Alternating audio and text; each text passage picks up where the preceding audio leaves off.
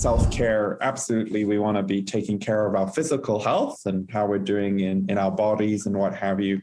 But mental well-being, our mental health, and I think this has been particularly driven home this past year, is a pillar of self-care. It's been a year of struggle as we've tried to get through the COVID-19 pandemic, and now more than ever, it's important to take care of our mental health. Believe it or not, there's actually a day on the calendar just for that. It's International Self-Care Day, and it happens every year on July 24th. Johnny Morris is with the BC division of the Canadian Mental Health Association. Overall, 40% of Canadians said that their mental health had been impacted, and that showed up in British Columbia too throughout the pandemic.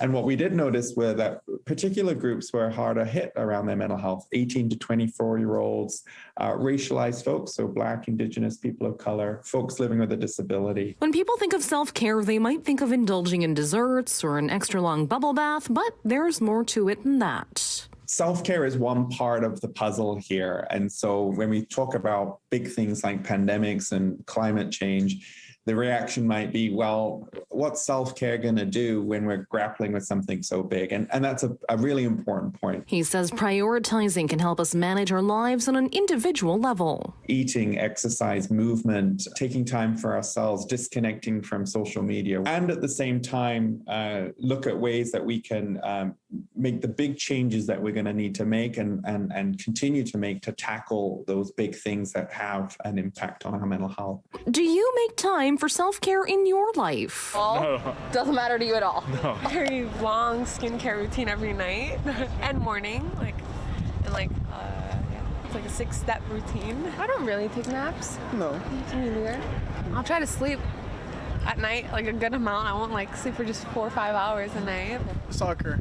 I like to exercise and makes you go outside. I don't do this enough, but being connected to nature. I mean, we live in a beautiful part of the world, so whether it be being in nature, being on the water, being in the woods. Morris says it's also good to connect with others as much as you can. Helps me take care of myself too by also being caring and reaching out to people in my life to see how they are and to connect socially. In Vancouver, Ria Renouf, City News.